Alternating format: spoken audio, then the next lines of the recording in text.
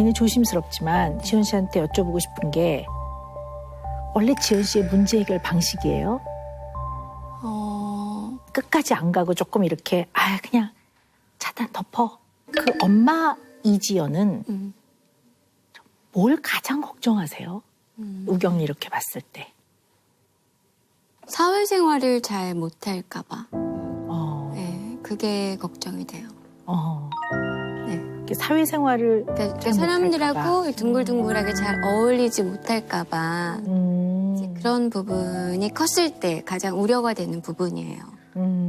그렇군요. 뭐 어느 부모나 마음은 자식에 대한 마음은 다 똑같지만 저 같은 경우는 이제 무조건 아이들을 더 잘 키워야 돼, 아이들을 더 잘 돌봐야 돼라는 게 너무 지배적이어서 아이들만 온전히 이렇게 제가 막 욕심내서 케어를 하다가 이제 어느 날 이제 공황장애가 찾아온 거예요. 처음이 공황 발작이었어요. 그래서 이제 막 거의 응급실에 막 실려가면서 뭐 믿기지 않았죠. 이렇게 아프고 정말 숨이 끊어질 것 같은데 죽을 것 같이 공포스럽고요. 네. 숨이 당장 이게 끊어지고 정말 완전히 블랙아웃이 될 것 같은데 좀 이상했죠. 근데 그 전날 발작이 오기 바로 전날 우경이가 이제 강제 퇴소 당한 날이었어요. 근데 원에서? 네, 원에서. 네. 강제 퇴소하기 전날 너무너무 가슴 아픈 말들을 많이 들었어요. 예를 들면요? 네, 예를 들면 물론 이제 우경이 잘못에 대한 지적인데 우경이 잘못에 대한 지적은 당연한 거예요. 너무 당연하고 비난을 받아 마땅하고 고쳐야 될 부분인 거 제가 이제 엄마로서 너무 잘 아는데 그 외적인 오해들 막 그런 것들은 너무 마음이 아프더라고요. 앞에서는 이렇게 나한테 대해줬지만 그 뒤에서는 너무 다른 말들을 하고 계셨더라고요. 그런 사람에 대한 좀 상처도 너무 컸고 상상도 할 수 없었던 그 이면의 얘기를 듣고 많이 무너져 내리기도 했고요. 네. 그랬군요. 되게 이제 공황장애가요. 숨이 막혀서 죽을 것 같아요. 맞아요. 그러니까 이게 내가 이제 죽는구나. 이제 내가 드디어 죽게 됐구나. 이제 그러면 혼자 되셔서 어린아이 둘, 내가 엄마로서 얘네들 잘 키워야 되는데 내가 없으면 이 아이들은 어떻게 살아가나. 짧은 시간 동안에 아이들의 어떤 미래와 아이들의 성장과 아이들의 안위에 대한 걱정이 이건 뭐 도저히 표현할 수 없을 만큼의 큰 공포로 다가왔을 것 같아요. 거의 1년 내내 그 걱정뿐이었어요. 네. 근데 하루는 이제 우경이가 엄마 장난감이 너무 갖고 싶어. 네, 너무 작은 거였어요. 소소하고. 그래, 그럼 엄마가 사줄게. 엄마가 아파서 못 놀아주니까 사줄게 하고 집 앞에 바로 길 하나 건너면 장난감 가게가 있었어요.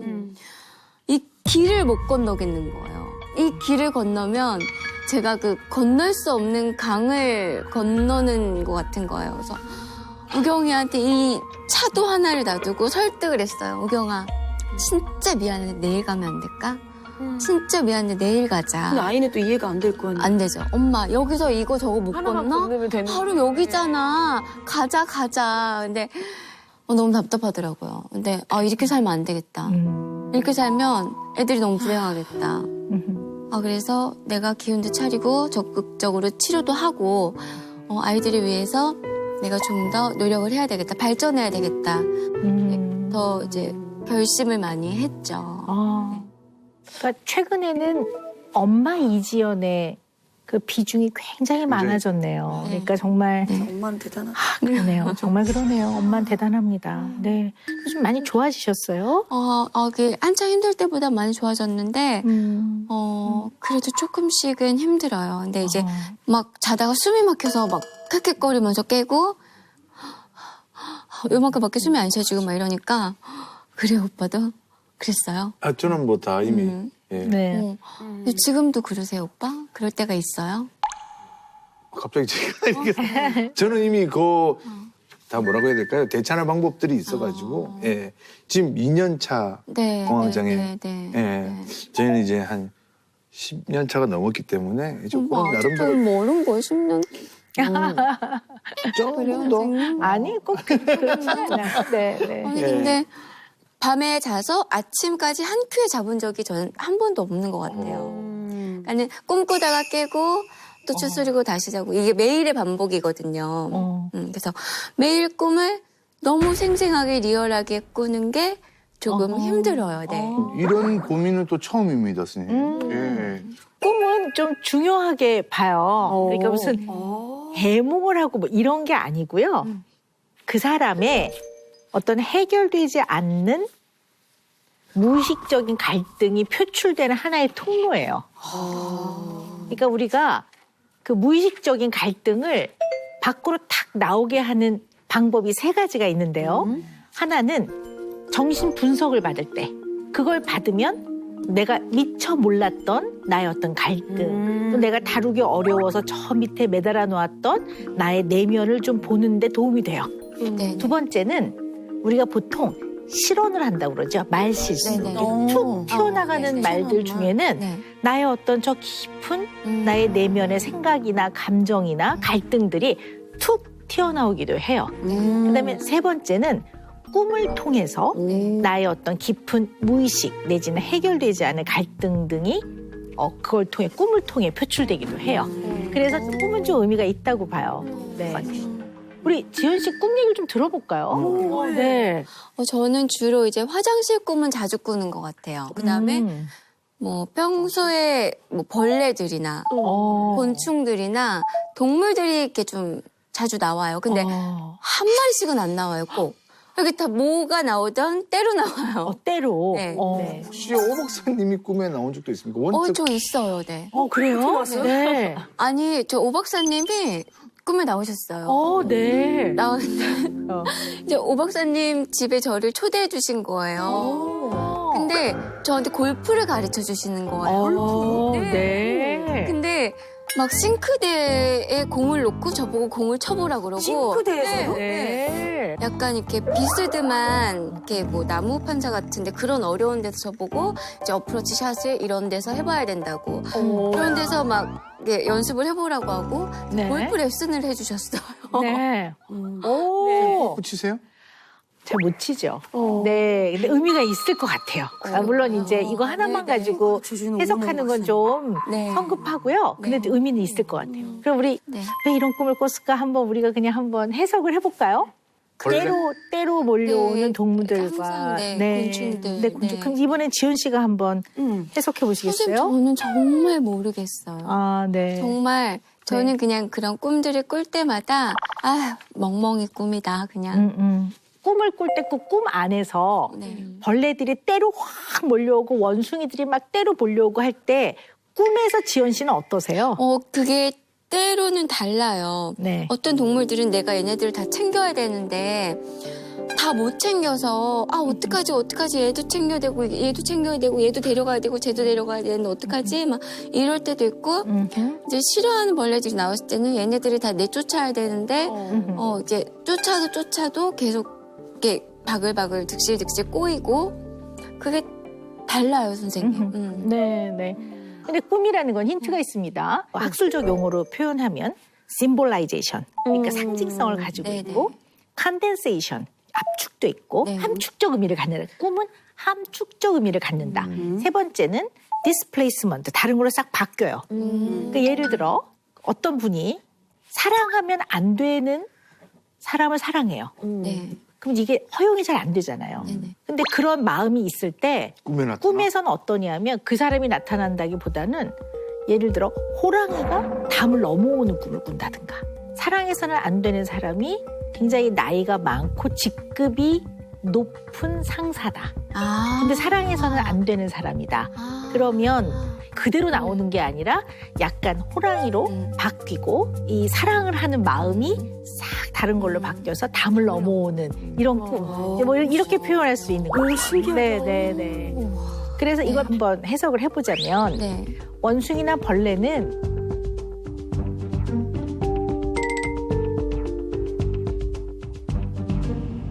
그냥 아이들을 의미하는 것 같아요. 왜냐면 아이 모습 그대로 꿈에 나타나면 네. 내가 어떨 때는 예쁘기도 했다가 어떨 때는 보살피기도 했다가 어떨 때는 싫기도 했다가 밖으로 내보내기도 싶고 이 마음을 네. 우리가 받아들이기 네, 어렵잖아요. 쉽죠. 네. 어려우니까 이게 다루기 쉬운 벌레나 원숭이로 싹 대상이 바뀌어져서 나오는 거죠. 네. 평소에 이 아이들에 대한 걱정, 네. 불안, 또 잘 키우고 싶은 마음, 어떨 때는 너무 예쁘기도 하지만 또 얘네들 때문에 내가 살아가지만 맞아요. 또 어떨 때는 휴 너무 힘들다라는 이 마음들이 네. 다 이렇게 뒤섞여져서 네. 꿈으로 표현되는 게 아닌가라고 해석을 해봅니다. 네. 두 번째 꿈이 오은영 박사님이 나타나서 골프를 네, 가르쳐 골프 주는데 가르쳐주셨어요. 그 골프를 싱크대에서 거기서 뭐 어떻게 퍼팅을 해봐라 뭐 그랬으니까. 네, 그거 한번 해석해 볼까요? 자, 네. 이게 저 약간 이제 네. 좀 이해가 됩니다. 네. 뭔데요? 좀 이게 함축적이고 좀 상징적이고 상징적이고 변하잖아요. 자, 오은영 박사님이 나타났어요. 근데 부엌에서 나타났단 말이죠. 왜 부엌에서 나타났냐? 왜요? 상징성이죠. 어떤 상징? 가정. 가정이라는 걸 가장 대표적으로 나타내는 게 엄마로서 가장 아이들에게 신경을 많이 쓰는 부분이 키친으로 나타난 거예요. 네. 공간의 상징. 공간으로 났고 그다음에 오은영 박사님이 골프를 가르치는 거를 그럼 뭐예요? 오 박사님이 이지연 씨를 핸들링 한다라는 거죠. 가르쳐 준다라는 거죠. 참 뭔가 코칭해 주시는 코칭을 해준다라는 거는 뭐냐? 이 가정에 도움을 줄 것이다. 라는 기대가 반영이 되어 있다. 오늘 금쪽 상담소에 오기 전에 네. 그 꿈을 꾸지 않았나? 네. 근데 맞는 거 좋았어요. 네. 아니, 괜찮은데요? 네. 맞는 것 같아요. 맞아요? 네, 굉장히 잘하셨는데요. 네, 맞습니다. 제가 조금 추가를 해본다면 네. 그냥 우리 지연 씨의 마음에 네. 바램이 그대로 투영된 것 같아요. 그러니까 박사님을 만나는 거 그리고 만나서 내가 조금 조언을 들으면 더 잘 키울 수 있지 않을까? 네. 그 마음이 부엌으로 네. 가게 된 거고 네. 사실 골프를 가르치는 거는 네. 약간 바뀐 거죠. 사실은 네. 아이들의 양육이라든가 네. 이런 거에 대해서 도움을 받고 싶은 마음. 그러니까 이게 넓은 필드가 아니라 싱크대에서 치라고 하는 건 사실 좀 어렵죠. 싱크대에서 친다는 건 굉장히 치기가 네. 어렵고 환경 자체가 제약이 있는 네. 환경이니까 도움을 받을 수 있을 것 같기도 하면서 과연 받는다고 뭐가 바뀌어질까? 내 어려운 마음이 그대로 반영이 좀 된 거라고. 근데 꿈속에서 제가 정말 열심히 스윙을 했거든요. 네. 시키는 대로 싱크대에서 하라고 싱크대에서 맞지도 않는 거 진짜 온몸을 휘둘러서 막 스윙을 하고 막 비탈길 이런 데서 공을 놓고 치라고 하면 진짜 열심히 하고 그랬거든요. 그러니까 열심히 하려는 그런 열정, 소망 이런 것들이 그대로 투영이 돼 있다고 볼 수가 있어요. 네. 이지연 씨가 쭉 이제까지 살아오셨잖아요. 이 살아오면서 좋은 일도 있었고 위기도 있었고 어떨 때는 굉장히 행복한 순간도 있었고 어떨 때는 너무 마음 아팠던 순간도 있고 중요한 결정을 해야 될 때도 있었고 내지는 이 문제를 피할 수 없고 해결을 해야 되는 어떤 상황도 있었을 거예요. 이 인생, 이지연의 인생 이걸 쭉 놓고 봤을 때 어떤 특징이 있는가 이 얘기를 우리가 오늘은 잘 나눠봐야 합니다. 네. 그래서 걸그룹 얘기부터 좀 해봐야 될 것 같아요. 이제 그렇게 아주 적극적인 활동을 하고 굉장히 많은 인기가 있고 그러셨는데 그만하시게 된 뭐 계기가 있으세요? 제가 정말 잘 몰라서 여쭤보네요. 힘들었어요. 힘들었고 몸이 많이 아팠어요. 뭐 여기저기 뭐 너무 아팠고 쉬고 싶었어요. 네, 내가 언제까지 이런 방송국 안에 갇혀서 내 자아 없이 그냥 뭐 여기 던져지면 뭐 여기 가서 뭐 시키는 거 하고 또 여기 프로그램 던져지면 또 여기서 시키는 거 하고 막 이런 거보다 진짜 세상을 살아보고 싶은 욕심도 좀 컸어요. 그렇군요. 진짜 세상. 그럼 이제 고 쉬시면서 또 사랑하는 분을 만나서 결혼도 하고 아이도 낳고 그렇죠. 또 그러면 또 결국 헤어지긴 되셨지만 그런 일들을 쭉 겪고 오신 거네요. 네. 그동안에는 방송 활동을 안 하셨고요. 네네. 그러셨구나. 네. 근데 이제 이거 조금 조심스러운 질문인데요. 그냥 엄마 이지연을 좀 떠나서 그냥 인간 이지연이 굉장히 갈등되고 힘들었던 걸 한번 들어봅시다. 저요. 제가 그냥 제 인생 통틀어서요. 가장 힘들었던 거. 사실은 이 얘기는 하고 싶지 않았는데,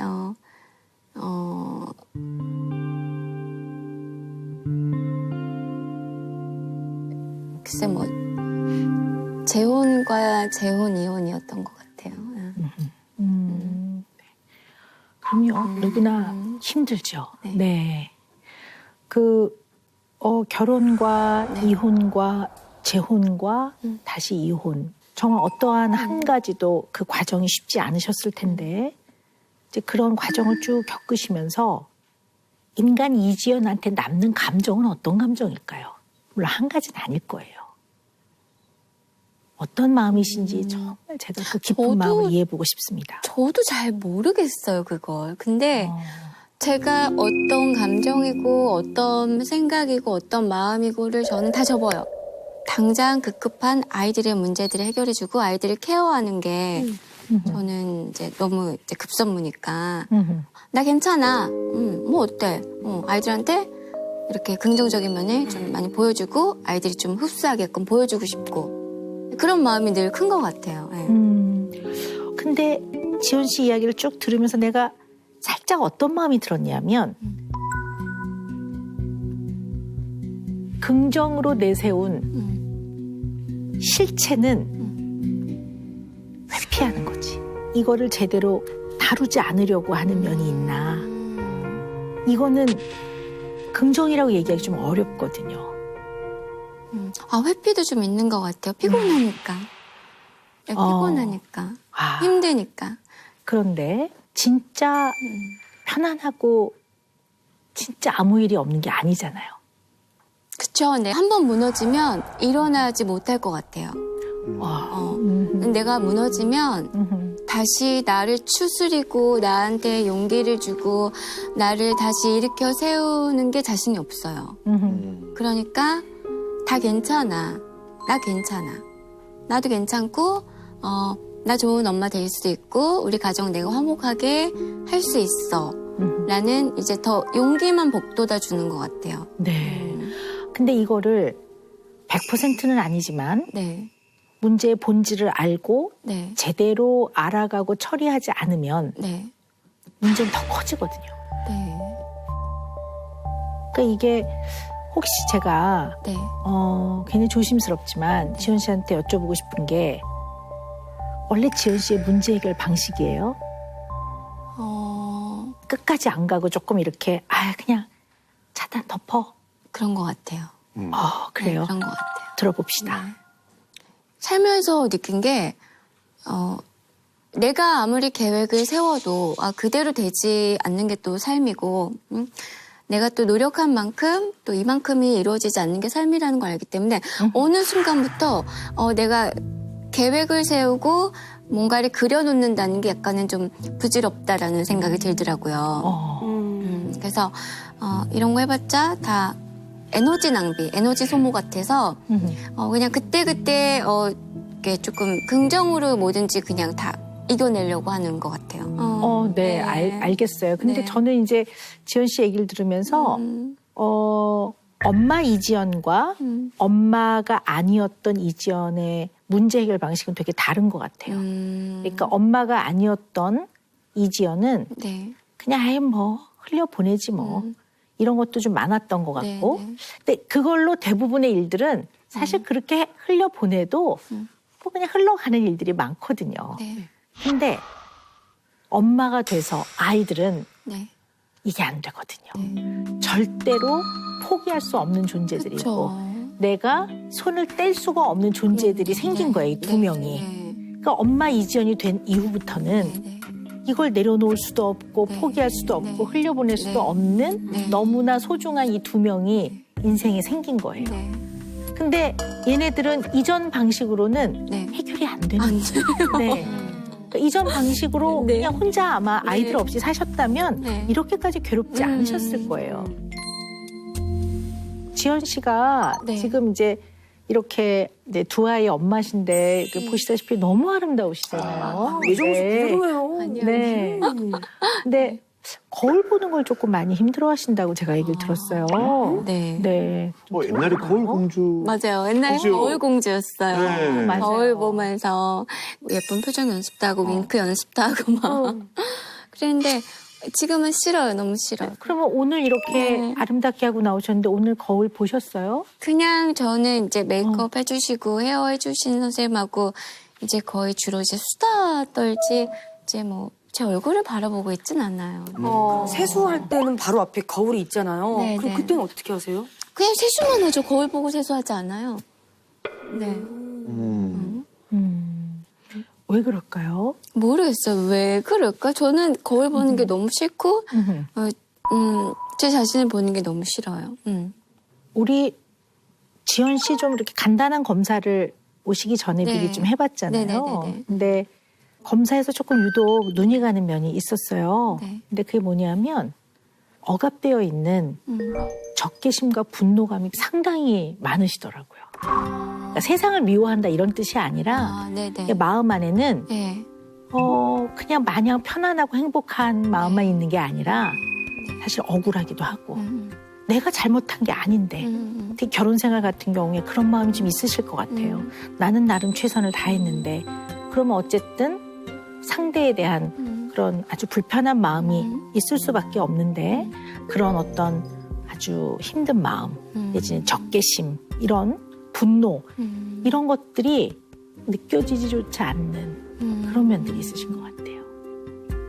아니, 그 제 어딘가에 그런 감정들은 있겠죠. 있을 거예요. 너무 그런 감정들로 인해 아팠었기 때문에. 근데 저 혼자서 자꾸 이렇게 정화를 하고 노력을 하다 보니까 어느 순간 그런 게 느껴지지는 않는 것 같아요. 네. 그런데 불구덩이라도 뛰어들 엄마라도 네. 자식이 네. 1부터 100까지 네. 1년 365일 네. 24시간 내내 네. 좋고 예쁘지만은 않습니다. 물론 우리는 기본적으로 자식을 사랑하지만 인간이기 때문에 순간순간 찰나찰나 어떨 때는 버겁기도 하고 네. 맞아요. 어떨 때는 후회도 되고 얘를 안 낳았다면 내가 조금 편하지 않을까라는 생각이 0.1초 스쳐 지나갈 때도 있어요. 그리고 나면 그 뒤에 오는 내가 엄마로서 이런 생각하면 안 되는데 하는 그런 아주 미안함과 근원적인 죄책감이 있거든요. 이런 것들이 생활 속에서 아이들 양육이 너무 힘들면 쌓여요. 그리고 그걸 받아들이고 인정하면 너무 버거운 감정이잖아요. 지금 네네네. 지연 씨한테는 엄마로서의 이지연이 굉장히 중요한 부분이고 이걸 열심히 하고 계시는데 네. 이거와 상반되는 다른 감정이 내 마음을 스치고 지나간다는 것조차도 인정하기가 어렵기 때문에 혹시 거울을 봤을 때 나의 내면이 들여다 보여져서 내가 그런 나의 면들을 자각하고 내가 느끼게 되면 인간 이지연은 너무 힘들 것 같아요. 그래서 어쩌면 거울을 보는 것이 네. 어려울 수도 있지 않을까 이런 생각을 조심스럽게 해봅니다. 네. 네. 맞는 것 같아요. 네. 전 다른 건 몰라도 아이들에 대한 것만큼은 진짜 조금 더 용납이 안 돼요. 근데 가끔 스쳐 지나가도 괜찮습니다. 네. 그런다고 해서 네. 지연 씨가 아이들을 네. 사랑하지 않는 건 아닙니다. 네. 네, 마지막으로요. 감사합니다. 우리 네. 지연 씨한테 좀 더 큰 힘이 되어줄 선물이 준비되어 있다고 하는데요. 영상으로 함께 보실까요?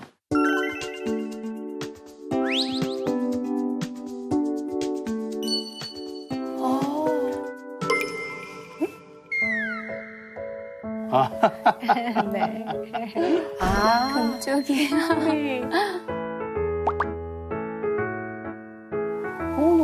우경아 안녕? 난 금쪽이라고 해. 난 말하는 코끼리야. 자기 소개해줄래? 제 이름은 김우경이고 학교에 곧 입학합니다. 결혈증은 A형, 나이는 8살. 오유, 똑부러지네, 진짜. 세상에서 가장 좋아하는 게 뭐야? 엄마, 엄마. 바로 나와.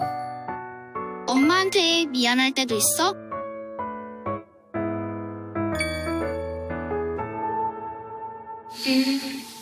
있는 것 같아요. 제가 엄마 힘들게 하니까.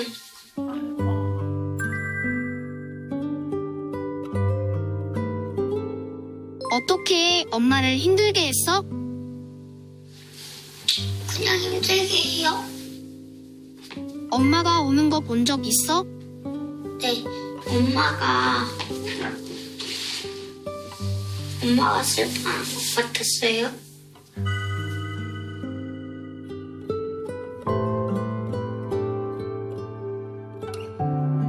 그럴 때 뭐라고 말해주고 싶어?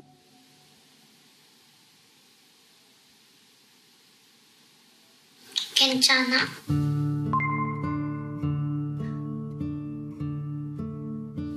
괜찮아. 엄마 괜찮아? 아, 눈병. 눈병 걸렸다. 엄마한테 꼭 하고 싶은 말 있어?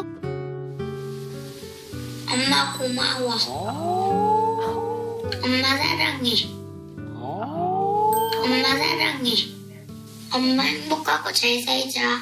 엄마 행복하고 잘 살자.